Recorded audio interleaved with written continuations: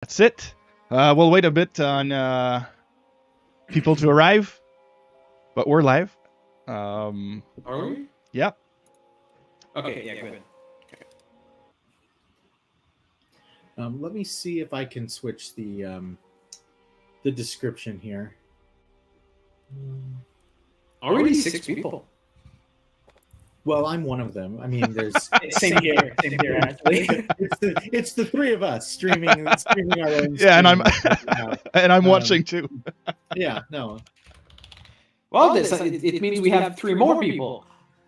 Maybe those are other Paizo folks in here changing the description. Let me ping some folks and see what's going on with that. I'm gonna share the stream internally. Howdy, Blue Eyes. Hello. We're gonna start soon, and the little title right under us will be updated really soon.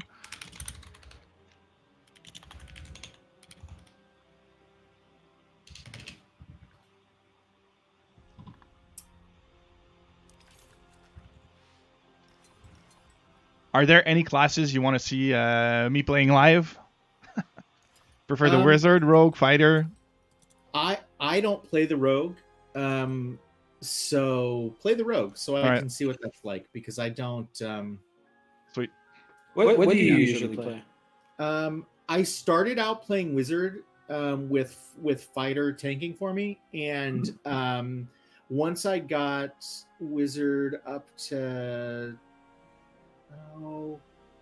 I don't know, a few levels in, I was like, okay, my fighter needs to be built up, and so I switched to fighter with wizard as my companion, and I haven't gone back. Like at this point, I'm really just fighter fighter all the time. So yeah, I don't. Rogue is the one that I haven't played as much. I feel like rogue is one of my preferred class on my end. Yeah, no, that's consistent with my tabletop preferences as well. I tend to play casters or martial characters. I don't really play the skill monkeys. I don't do rogues. I did a ranger rogue combo one time, but it was not very roguish. It just had rogue in order to be able to get me sneak attack with my dual wielding stuff, so that I could go into assassin later. And anyway, I won't bore you with my character. No, that sounds good. That sounds good. In my Abomination Vault campaign, one of my players is a cleric, but they have no rogue, so he went rogue archetype to be able to, open doors and look for traps and stuff like that. Yeah. All right. Well, I think there's enough people in the chat, so I'll start. People, holy cow! I'll start my run. Hopefully, I don't die too quick. Yeah, hopefully people, we are covering Pathfinder Gallowspire Survivors today. It is not whatever it said that it was. it is not Pathfinder Project Remaster or anything like that. Yeah, it says Paizo Live November.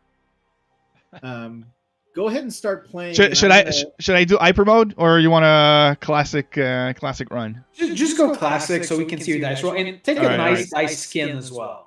I did. I have I have good. one from my rogue too. So let's use it. Nice.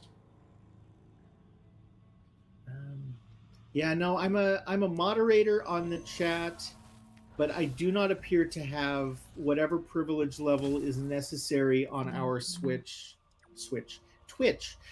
to be able to change this, unless there's a place to do it that I don't know about. But I don't see an option. You can tell that I don't really do the streaming thing that often. It's okay. It's all right. Maybe Francis knows. I've never been a moderator on Twitch. So yeah, you have to go in your stream manager and then you update it. But if you're a mod, I don't think you can. Yeah, no, I can do mod view of the chat, and I can do chat settings, but I can't do anything on the stream itself. No worries. Let's start that way. I'll have to talk to the powers that be and say, "Yo, you got to give me those keys," and see what they do. But yeah, at this point, I have to wait for someone to Oh, that's log fine. on and see my. I've put up the flares in our chat, so we'll see. That's a nice first card that I just got. That is a nice dragon, yeah. Yeah, Ollie, you may. Well, let's do an introduction. I think everyone knows Mark, but it's still do an introduction. I'm Francis. I don't know whether this audience No, all right, cool. knows me. But you guys go first. It's your stream. I'm just guesting. I'm Francis, marketing director at Become. I'm joined with Ollie, game designer on Pathfinder Gallowspire Survivors. Ollie, maybe you can say a thing or two about yourself, how you know about the Pathfinder brand, and also afterwards, Mark, you can do your own introduction. Okay. Oliver, I'm the game designer on Gallowspire Survivors with Become. I'm a long time tabletop player. I've played a lot of different things, including Pathfinder 1st and 2nd edition. I mainly DM. I do play, but I am mainly a DM, I would say 70% of the time. I do enjoy telling stories and stuff like that. And I do a lot of homebrew, but I'm running my first full adventure path with Abomination Vaults, and it's been a lot more relaxing because I don't have to prepare everything ahead, so that's great. All the stat block, everything is made, and I've been having a lot. That's why we make them. Yeah. And I'm Mark Moreland. I'm Paizo's director of brand strategy. I've been with the company for 13 and a half years. Much of that time I spent as a developer of Pathfinder 1st edition adventures and setting books. And for the last 6 years or so, I have been working more on the business branding side. I work closely with a lot of our partners, including BCom, to ensure that we and they are presenting a unified version of Pathfinder and Starfinder, and that all of that the brand overall is as strong as it can be. So I've worked closely with the team in development of this game, and it's really cool to see how far it's come just in the 2 months since it launched, and to be a guest here today and potentially meet some new folks watching the stream who are here more from the BCom side than the Paizo side. So hello. Nice. Great. Ollie and Mark, like you said, like we had major updates in the past few weeks. The latest one I feel like was one of our best. We introduced new mechanic like the aiming mechanic. We have now collectible cards with the Tarbophon statues. So Ollie, maybe you can do a little bit of a walkthrough and how we incorporated Pathfinder elements in those updates. Absolutely. So for the statues, real quick, they are officially named Tyrant's Folly. And it's not Tarbophon that is naming them that. So I created a little bit of... He wouldn't name them. No. He would probably name them like Statue of Dominance or something like that. No. But no, I created a little bit of lore just for the game that those statues were placed by him, and then and again, keep in mind this is lore for the game. It's not Gallowspire lore, so it is a little sprinkled additional content on that. But basically, the idea behind it is the goddess Desna decided to indirectly, because can't really help directly, indirectly help, and she's the one that named those statues the Tyrant's Folly because he's a fool, at least for most of the world. He's a very dangerous fool, but still. And she placed cards that have magic, and you have to be. It's all around luck, right? You have to be lucky to find the cards that you're looking for. And you find those cards, and then you can spend resources, you can spend gold to upgrade those cards to give you bonuses to help fight the forces of Tarbophon in Gallowspire region. So I tried my best to say, okay, so we're introducing a new mechanic, but there's a low reason for it. Oh wow. Okay. There's people saying they use Xbox controller. Oh, how about a Starfinder version of this game? Yeah, What- how about it, guys? let's just make that decision right now. Let's do it. Who knows? Maybe You next know? year or the year after. Maybe. Executive decision. We're doing it right now. You heard it here Yeah. first, folks. That's not a normal no. idea, though. Do not Yeah. quote me on that. This VOD If- is not going to be available after today, correct? No. If Gallowspire Survivors is popular enough, there is the possibility of having a follow-up game in the future. But nothing is set in stone. There's no promises here, and maybe we could go the Starfinder way instead. I Maybe. mean, BCom is already working on a second game, so Yeah. I assume if you guys had the bandwidth to do 3 games at once, you already would be, right? Who's saying More. we're not already working on more Well, than okay. games? Paizo licensed games. Yeah, I know you fair have enough. other games in the works as well. Fair enough. Let's start with 2, and we'll see how it goes, and then who knows? I think Paizo has a good relationship with Become, and the reverse is true as well. So if those 2 games go well and the community wants more, we would be, I'm sure, happy to do more in the future. Yeah, because we talked off stream, but like we said, those aren't usually 2 audiences that work together. But I think the more we're adding lore to it, the more people discover this genre, because it's not like an old one. They're starting to get an overlap now, and I feel there's more openness about having this type of game included in a more classic RPG setting. Yes. Because we know, there's no illusion here, we know the gameplay of Pathfinder Gallowspire Survivors is very different from the Pathfinder tabletop game. It shares a setting. Again, it's a reimagination of Gallowspire. It is not, Gallowspire as was presented in the Dungeons of Golarion or any other product. It is our version of Gallowspire to work with the kind of gameplay we have for the game. So there's some reimagining. All the enemies we have are real enemies from Pathfinder. However, we did have to change the way they work and how they, they attack and do things. Like, we have Lich in the game, but they don't have a spell list. They just throw projectiles and summon things because, limitation of the game that we have. And we are trying to, tell the story surrounding Gallowspire best we can.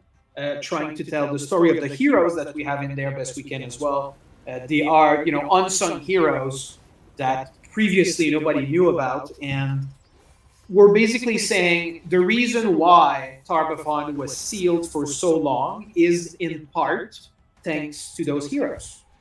They were there to help the Whispering Tyrant stay sealed all the time it was sealed that nobody knew about. So we're filling gaps in untold stories, basically. And that's Yeah, a I mean, neat approach, yeah. As far as genre goes, I mean, this is not really a particularly story-heavy genre.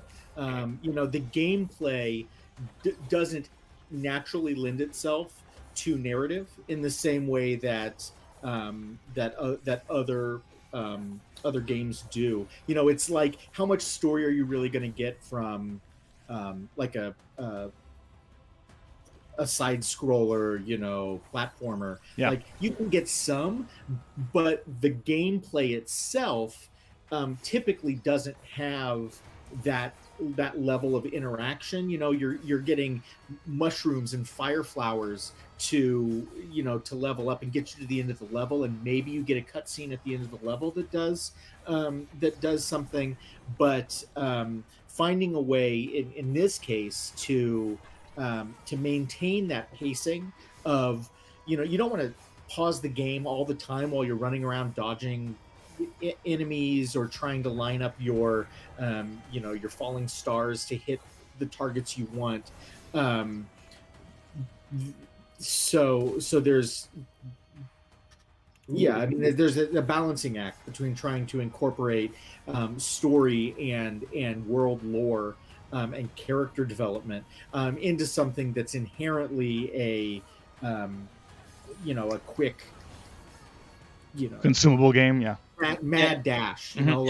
I would be very annoyed if trying to play this game every few minutes I had some pop up that was just dialogue, and there's plenty of games where I'm just like skip, coming back to the game.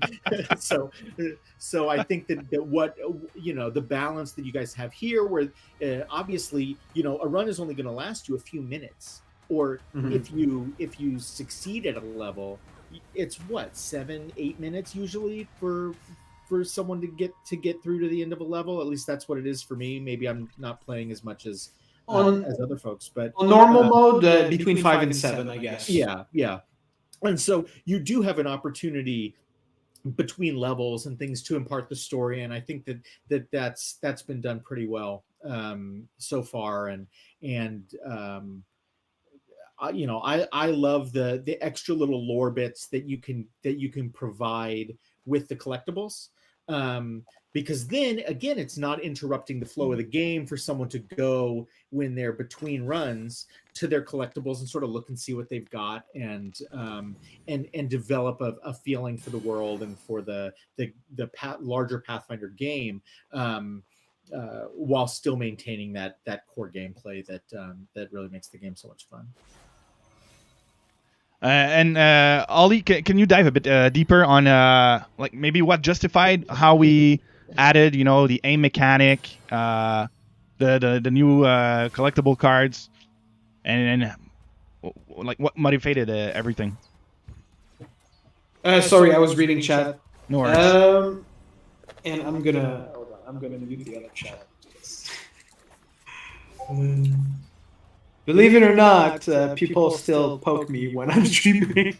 Okay, so aiming was added for basically 2 reasons. Reason number 1, it's fun, right? It's fun to be able to aim. It's fun to be able to, decide that your flame vortex is going to go toward that big swarm of enemies instead of those 5 enemies. Yep. So that's great.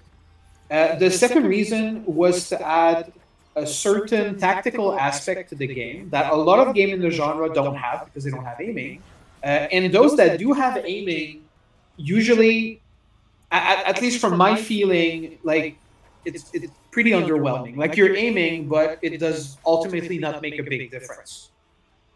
For us, it allowed us to add additional challenges and mechanic that count on you using aiming and that are actually impossible to do without aiming. We have several new achievements, among other things, that require you to aim to be able to complete. And then we have mini bosses now on every levels instead of every 2 levels. We have mini bosses, so you choose: do you want to spend your resources and your attacks trying to destroy that mini boss to get that super chest, or do you just want to ignore it and just finish your level because you're trying to speed through it? Like you have the choice. Yeah. So we're giving more player choices in a game that normally does not have a lot of that. And that's one of the core tenets of Pathfinder as a brand, is we want to give player agency. One thing that we've tried to do ever since we first did the beta for Pathfinder First Edition was to give players meaningful choices at every level. So as you're going up, and we're not talking now about leveling and character build, but there is this idea that we want players to have choices and to be able to decide how their character or their gameplay goes. And so, like you said, whether that's I'm going to be a boss killer and I'm going to go for those mini boss every time, or I'm just going to go for that essence and try and can get out of here and let the mini boss run around over there in the corner and can't catch me. That having that ability to choose is pretty key. And I'll admit I haven't had a chance yet to play since this update came out.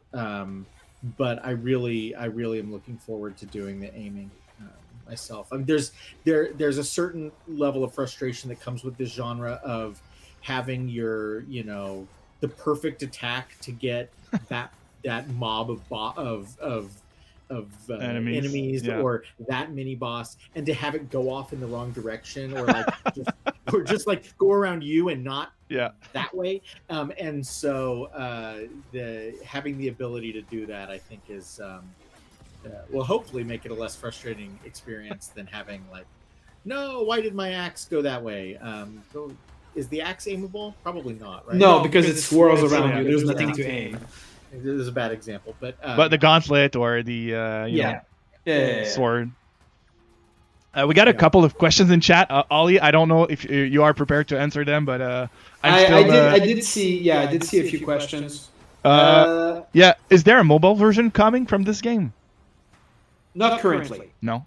We talked about it several times. It is a possibility, but I can tell you it's not going to be this year.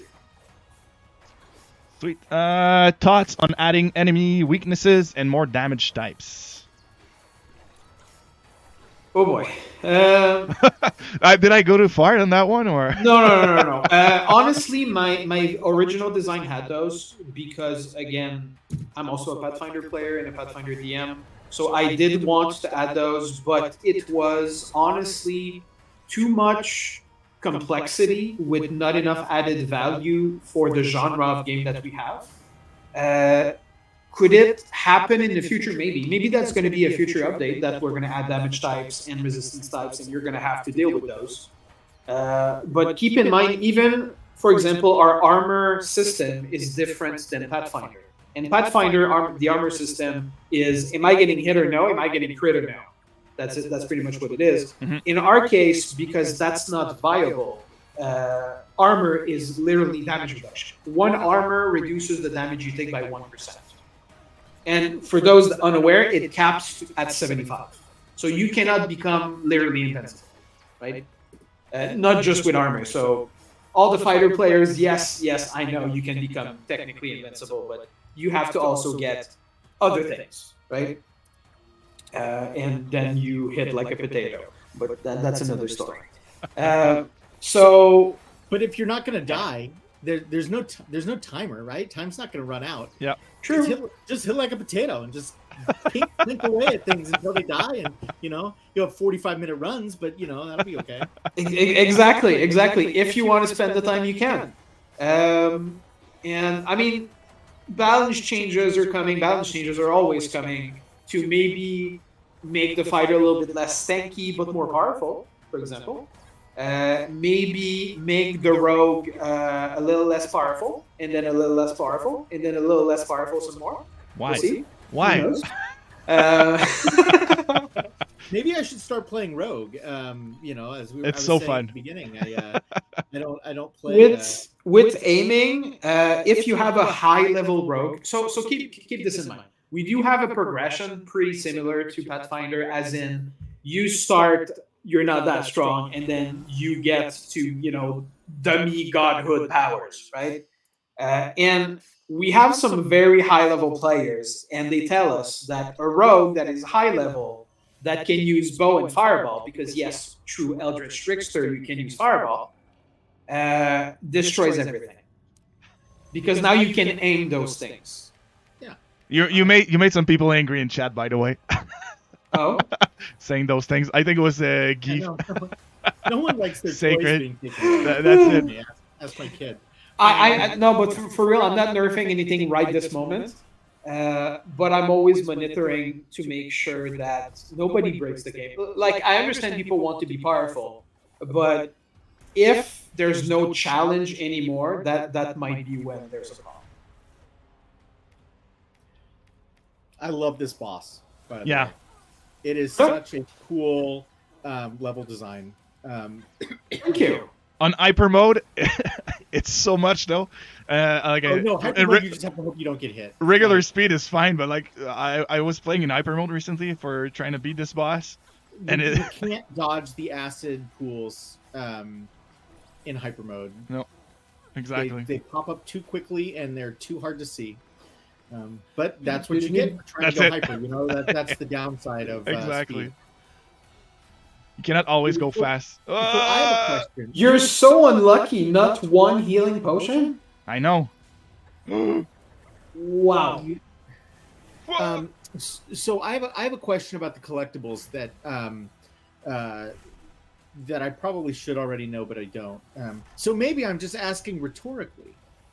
Okay. When you get a card during a run, Yes. do you get that bonus right away? No. Because you have to pay gold to unlock the bonus, right? Yes. I got it. Exactly. All right. Good job. Yeah, the very first rank is very cheap. It's just a matter that you have to go in your collection and press the And you upgrade. can't do that while you're on a run. Yeah. No, you can't. So and that's it's probably easier, on the technical side to do it like that, and it makes a bit more sense. So all we do is we present the card that you just got, and then you have to go spend gold to, and maybe you don't want it. Maybe like you unlock 8 different cards, and okay, so it's pretty, but I don't care about this. I have limited amount of gold. I'm just going to upgrade those 5.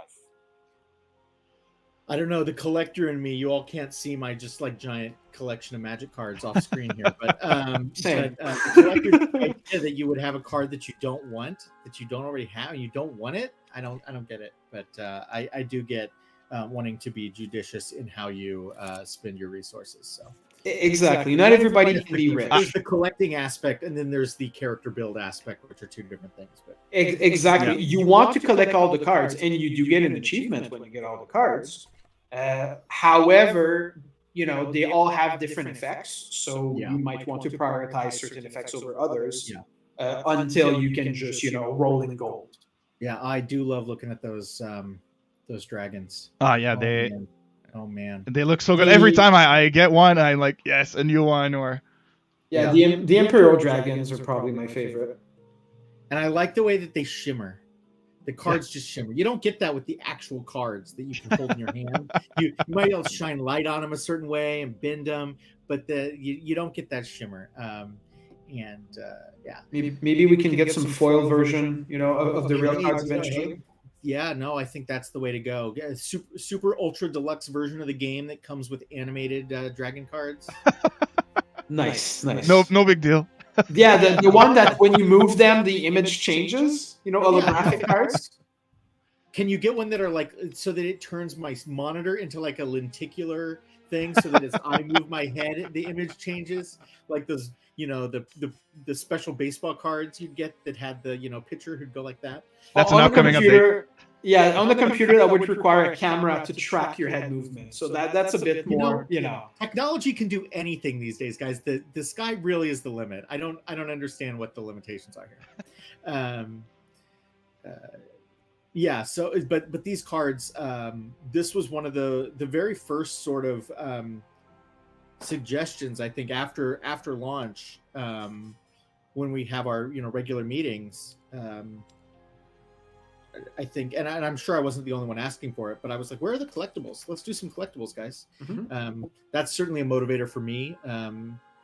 In games, I love hunting down that last, bobblehead or whatever it is in whatever game I'm playing. And so it's been really cool to sort of see that go from, what would collectibles in this game look like, to actually seeing collectible items which mirror real life accessories that we make for Pathfinder. So it's sort of cool to see that that we can take something from the real world that we produce to help GMs and players at the table show up as a thing in the game and add a little bit of crossover between the tabletop game and the digital game. Absolutely. And it's why we added dice skins as well, because no serious tabletop player will ever have just one set. Nope. Right? Usually, I have my dice pouch somewhere, and I have a mix. You only have one? 27. Well, I've been playing a lot of digital tabletop. Okay, all Right. right. Okay, Right here is a mason jar full of die. Nice. Yeah. No, it's needing to go to Gen Con for work, like not being able to avoid Gen Con, has meant that I have ended up with far more dice than I will ever use, because it's very hard at Gen Con to not go, ooh, shiny, $50 on a set of dice that are just gonna sit in a box. But the dice skins that you guys added are a great way to again add that collectible element and customize the game for all those dice lovers out there who are sad they don't get to roll their actual physical bones when playing the game. And they're linked to achievement too. So like people that are completionists and everything, like you have to explore multiple part of the game now to just access it. And I believe we are up to 96 achievement, I want to say. Nice. Hold on. 96 total, or that's how many you unlocked on your run? Oh no, we have 72. Okay. We have 72. We have more. Will be 96 soon. We have more planned. I don't know when they're going to be coming, but we have more planned for the future. But yeah, 72. We introduced something like 25-ish new achievements with the collections. So people have a lot more things to do with that. We are so talking about future content, things that I can actually talk about. We are looking into adding a 6th difficulty for people that find Mythic too easy. Coming with that would probably be a full rebalance of the game. So at first, honestly, I was working on balancing for all difficulties when introducing the collections, because the collections do give a massive power boost to players over time. The more cards you have, the more powerful you are. Honestly, our QA director, Sacred, tried, because people asked us the question, we didn't have the answer, so we wanted to have the answer. Did try, what does Mythic look like with all 25 cards of that each? was a question last stream that someone asked, right? Yeah. Exactly, And we got the answer. We got the answer. If you have all 2,000, what is it, 2,325 cards, Mythic, hold on. Crankings? Yeah, Mythic Crankings took him 14 seconds. And Mythic Tarbathon, like you just said in chat, was 55 seconds because phase 2 has an ad phase, so there's some delay to that. So obviously, we need to adjust some things with that. However, instead of making the core game much harder and less approachable for new players, it's just going to be a little bit of tweaking, and then more than likely adding a 6th difficulty that will truly be hard. Yeah, truly be hard.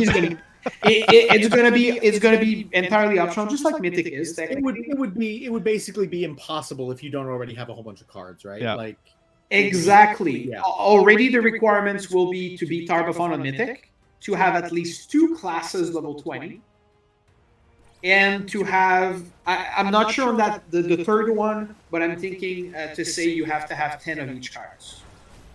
10 of each, so you got to have a full collection plus 10 of them. Yeah.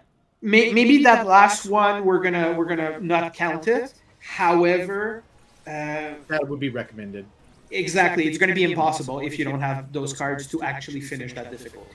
That's how. Well, nothing gives you a sense of accomplishment like running through and playing something that is actually impossible, and just having the ashes of your character handed back to you in about a minute, and then trying it again later after you've increased your power, and then like having it be a cakewalk. Like that's a real sense of accomplishment. Big dopamine hit. 100%. And is there anything else we are planning, Ollie, on? Maybe like we know multiplayer at some point will be there, right? Yes. Multiplayer might be coming sooner than I thought, to be honest. We are talking about it. It is possible it will be here this year. We're trying hard to make it happen. There is a very big companion revamp, like a very big companion rework that would be coming before multiplayer. I cannot give too many details on that, but let's just say that the community has been asking for the companion to do more, and the companion would indeed do a lot more. Good to hear. Please look forward to it. There'll ever be the ability for all 3 characters to go out at the same time? Would that require multiplayer? That's a different kind of issue. Having all 3 character out, especially because we are doing the companion rework, would require a system that can scale the difficulty according to the number of players that you have. So that's not going to happen this year for sure. Is it going to happen in the future? Maybe. If multiplayer is popular enough, if the game sells enough, then yes, it is possible. I'm not saying yes, it will happen. I'm saying yes, it is possible that we would allow 3 characters, maybe even 4. This is sort of, for those watching, this is sort of a glimpse into what our regular update meetings are. It's, like, okay, we have collectibles and we have aiming and we have the following things that we know we're working on. How are those coming along? What's your ETA on those? And then we sort of drift away from the status reports into like, hey guys, wouldn't it be awesome if you could have like 20 characters out at the same time and have one of every class, and you just and yes, like, okay, Mark, okay, yep. You go back to dreaming things for the brand, and we will go back to reality. So that's sort of what we do. I'm working on a lot of other things, but I can't talk too much about them. I could give teas, but those teas could last you months because I don't know when we're going to be implementing specific things. But let's just say we have a lot of design ideas, and I have even a lot of design first drafts that are good to go if we decide to implement that specific thing. However, because the game is already out, the team is not very large, and we have to pick and choose on what we currently work on. There is a question in chat about how large is the team at the moment?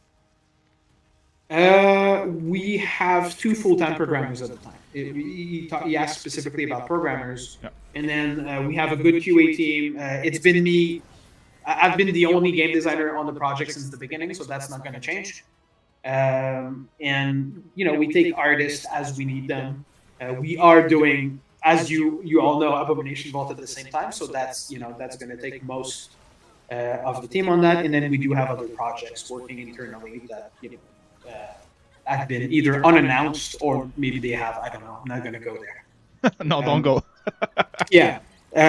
So honestly, the reality of this is, if you want to have more content, if you want to have more stuff, more classes, more people working on the game, honestly, we have to sell more.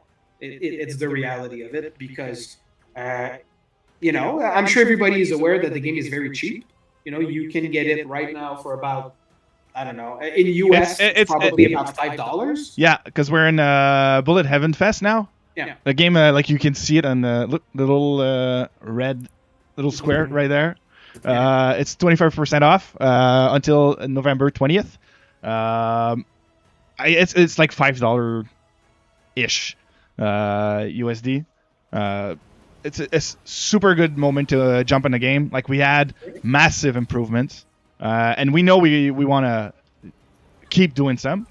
Absolutely. But yeah, it's a great moment to jump in the game, and it'll bring even more velocity to it. And if you want your voice to be heard, join our Discord. We have a pretty active community on Discord. They give us feedback, they give us suggestions. We take some. Others, we tell them that's not going to be possible for now. But there's a conversation, right? Yep. And always. I'm personally on Discord every single day. I check just to see what's new.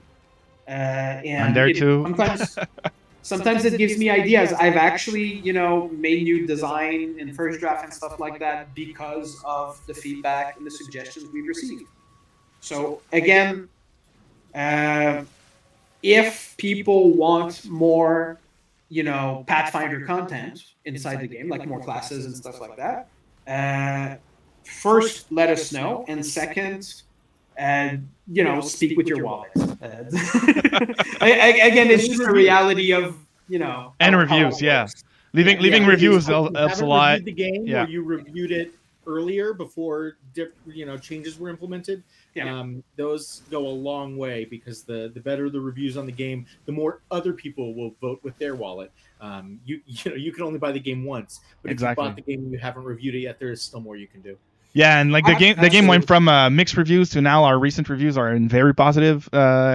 So like we know we're working with people, and like they see the change, and they know that Become is now working really towards giving the game the community wants, and what even like people at the studio want. So it's catering to both audiences of Survivor genre games and Pathfinder fans too. So it's cool to see. Honestly, we have not really discussed Epic Store, but I can probably bring it up. I don't see why not. If there is a reason why not, maybe the team is going to be able to tell me. So all I can say is I'm going to bring it up. We'll see. Yeah. Hasn't come up yet, but it's totally something we could look into. Yeah. And I'm going there. It might be a hot topic. Mark, what would you like to see in that game? Oh boy. Okay. What would I like to see in the game? Yeah. I'm listening. I think, honestly, I've already told the team what I want to see in the game, and I believe some of it is already being worked on. So to answer the question truthfully would be spoiling things that I don't think we're ready to talk about yet. Fair enough. Yeah, like I just asked before, I would love to see it feel like more of a party instead of a pair of adventurers. I mean, I think that's one of the core elements of Pathfinder, is that it's a group game.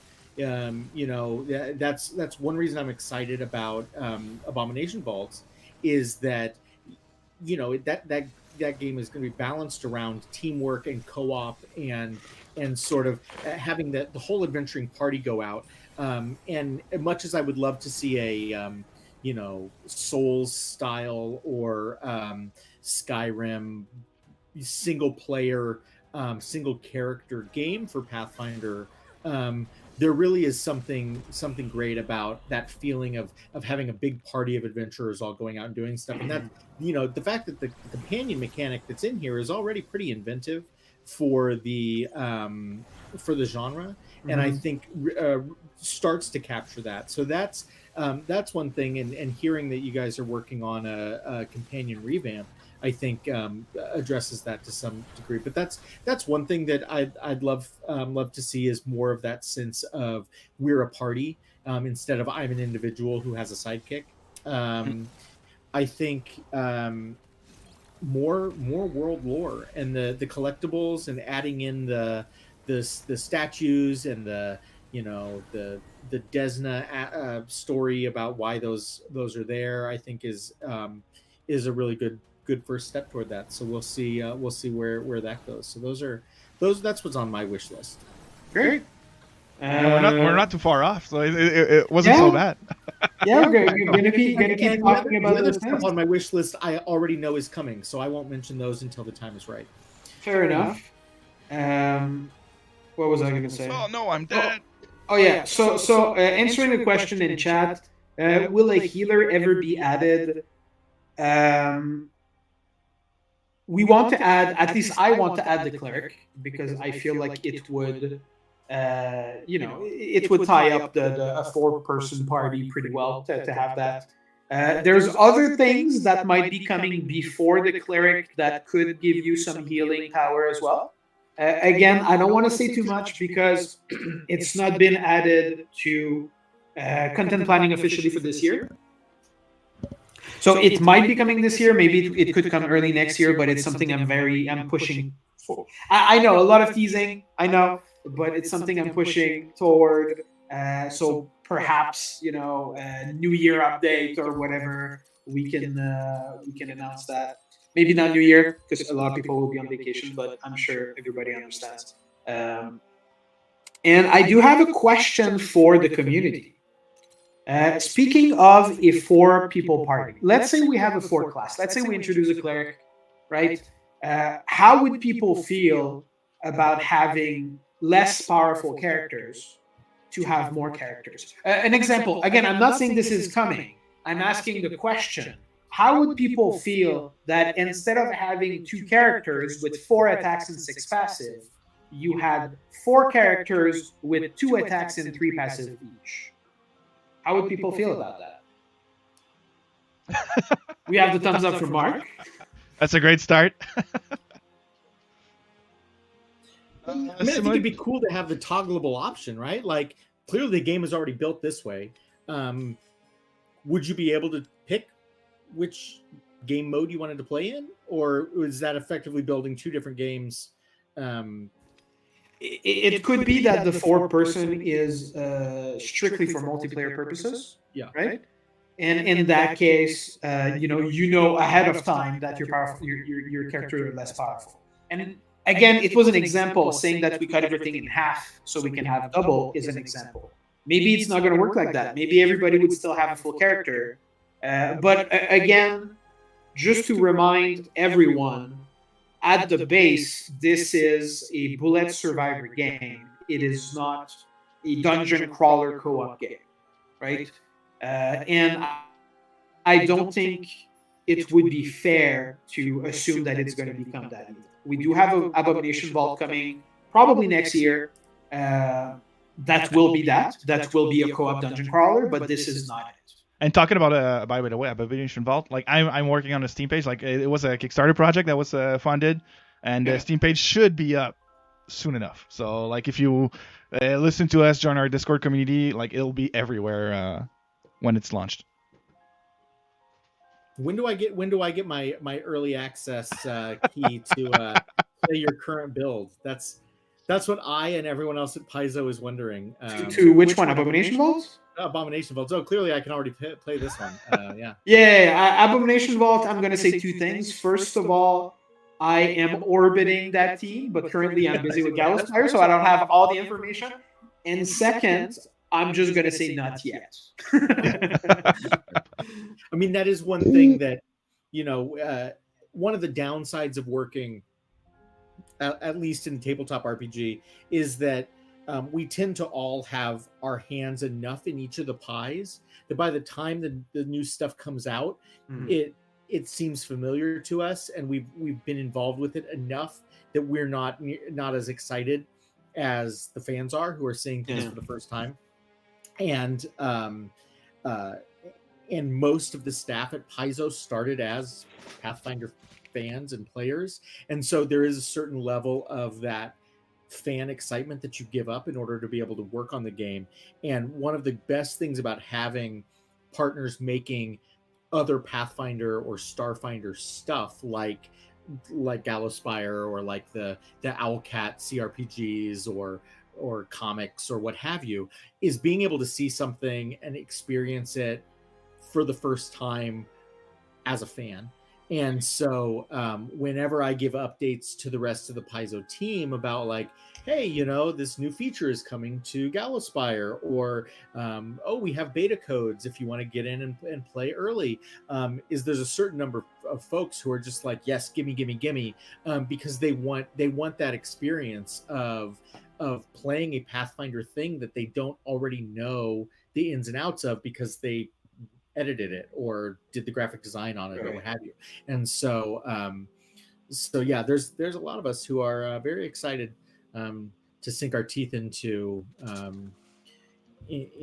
Abomination Vault. And and we had when this came out in early access back in September, we had a whole channel on our internal chat that was like folks talking about how far they got, like, oh, I just beat the dragon, and we have someone screenshotting their victory screen after beating Tarbafon. And so it's sort of cool to see everyone able to geek out about our own properties in different iterations.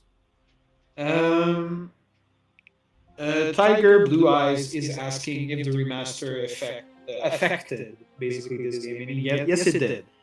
We've been in talk with Paizo the entire time of production. We changed the name of several enemies and spells and stuff like that to match the new ones. We rename and change things in accordance.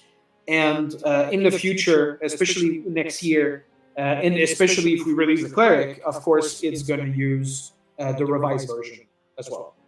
Yeah, I mean, just looking at this screen right here with the dragons, we went with those dragons instead of the classic metallic and chromatic dragons, specifically because the remaster is de-emphasizing those specific dragons, and these are Paizo owned. We own these fully. We do not need a secondary license in order to be able to do anything with these dragons because we made them up. Nice. And so that's one example of a situation in which the remaster affected that. We got the list of the cards that they wanted to add to the game, and I said, nope. Yep, do that one. Change the name of this one, and that's how it went. And in the future, I'm sure we're going to be adding more cards and other collectibles as well, and the same process, will be happening. Yeah, I mean, one advantage this game has that, say, a direct port of the RPG would be more challenged by, is that these rules are already very abstracted from the OGL content that the remaster has been an effort to divest the brand from, and so having. It's mostly just changing names. It's not like I ever said like, whoa, you can't have a spell that does that thing, because that's all a new creation that BCOM came up with. It's not derivative of another thing, but a spell called Magic Missile is going to have to change its name because this is not an OGL game, and that term is someone else's IP. So I was actually curious on that one. I know there's a magic missile in Diablo 3. Do you think they had to ask permission to Wizard of the Coast? Probably not. No, I mean, I think that it's each publisher's responsibility to assess the legality of anything that they're putting in their game, and so. One thing the OGL gives you is a path of provenance. I almost said providence, which is a different place and thing entirely. The provenance of anything that's in there, because you can look at the section 15 of the OGL and see every product that it's derivative of, and so you can, for example, look at the Pathfinder core rulebook and see that it cites the 3.5 SRD, and you can go to the 3.5 SRD and search for Magic Missile. And when you do, you see that Magic Missile did in fact come from that source, and therefore is owned by Wizards of the Coast. And then you, as the publisher, have to decide, if you're not publishing using the OGL, which Paizo is not on the remaster, or that Diablo is not, for that matter, have to decide whether Magic Missile is a generic enough term that you can use it without violating someone else's copyright. Yeah. And as part of the remaster, we've gone through and we looked at pretty much every aspect of the game to decide what we felt comfortable continuing to use without a license granting us explicit permission to use it, and what we didn't. And so Diablo, the Diablo team clearly felt that Magic Missile was a description of what the spell was, and that was not necessarily copyrightable. We felt that even if it's not copyrightable, that it's got enough legacy weight to it that moving away from that spell name, even if we could probably legally use the spell name, helps separate the two brands and build our brand identity. So I can't speak for the Diablo team. Yeah. I think it's very unlikely that there will be a lawsuit telling them to change the name of that. I mean, that's true. If you look, there are Final Fantasy games from the 80s that included things that they probably didn't have the legal right to use, and those were not challenged at the time, which means that those may be more open than the copyright holders would prefer. But as copyright law is this weird thing where if you challenge someone and say you used my copyright illegally and you lose that case, you effectively lose that copyright. The court tells you that you actually don't have a claim to that thing that you said that they stole. And so it's sort of a double-edged sword. I mean, you have to be really sure that you're in the right before you take that action. And so for a brand as big as D&D or Diablo for that matter, there's a lot at stake anytime there's a claim of we own this and you can't use it. And so I think that's the reason that we don't see more litigation around that type of thing, which ultimately gives people a bit more rights than they probably technically have, just because everyone's gun shy to sue someone else over a copyright claim if they're not 100% sure they're in the right. It's all fair. We have to admit Force Barrage is more badass than Magic Missile anyways. And I agree. Give it a little bit of time, and once people get used to Force Barrage, if they encounter something called Force Barrage in the wild, they're going to say, "Oh, that's the name of a Pathfinder spell," and that's what, as the director of brand strategy, that's what I want. I want things that are identifiably Pathfinder out in the wild and being propagated throughout the player base, so that people recognize something and say, "Oh, that's from Pathfinder." Because when you hear Magic Missile, for better or worse, unless you only play Pathfinder, you hear Magic Missile and you think, "Oh, that's from D&D." Yeah, and as we learned earlier this year, the more separation we have from other people's brands, the better. So that's what we're doing. Fair enough. Is there any chance? So there's been discussion since the very beginning, since we started announcing the project, and people have been saying the first version, even before the launch of the game. People were saying that they would love to stat the Grave General, giving that as an example. Is there any chance that we could see the Grave General, or maybe our version of Falling Star, or anything like that, brought to the tabletop? Sure. I mean, that's what we did with when we updated Kingmaker to Pathfinder 2nd Edition. We released, we incorporated a whole bunch of new content that Owlcat made for the CRPG. The original Pathfinder 1st Edition version of that game was very light on overall narrative. It was very much a here's the sandbox, go play in the sandbox, and here are these events and these characters that you're going to encounter along the way. But that doesn't work as well when you don't have a GM running your game for you. And so when Owlcat made their version of the game, they invented a lot of characters. They invented a lot of subplots and other stuff that we think added to the experience. So when we went back and released the anniversary edition of that book, which technically didn't come out on the anniversary because of production delays that were in no small part due to the pandemic, but when we released the 2nd edition version of that, we incorporated a whole bunch of that content, and we made here. Let me sell you a book.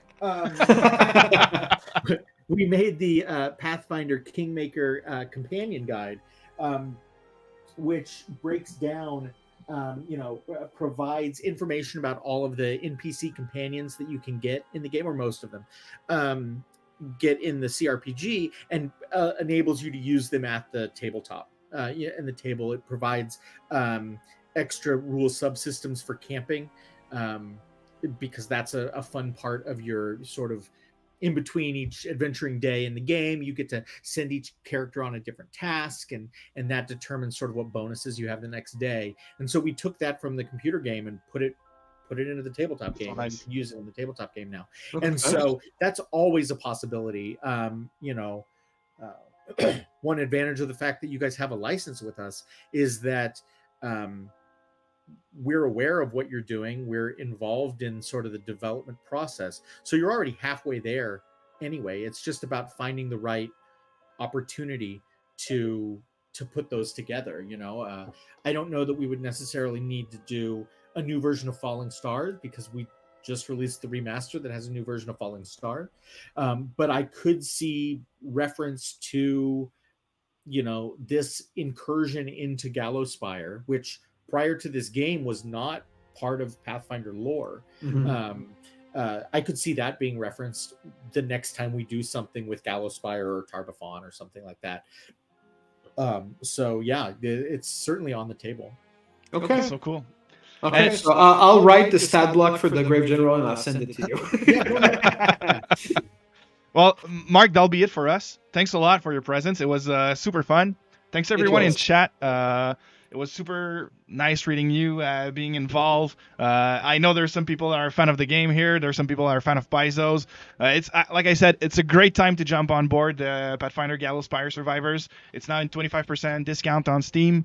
I'll look at Epic Store if it can be done, but it's not there yet. So Steam only for the moment. Ollie, thank you so much. There's a lot of stuff coming on that game. Like we did a lot of improvement, but the road is not done yet. So thanks everyone. You can go on Discord, chat with us. Ollie's there. I am there. There's tons of people at BCom also on the Discord. So head whenever you want and just ping us. We're really happy to discuss and balance the game. So thanks again, everyone. It was a pleasure, and see you next time.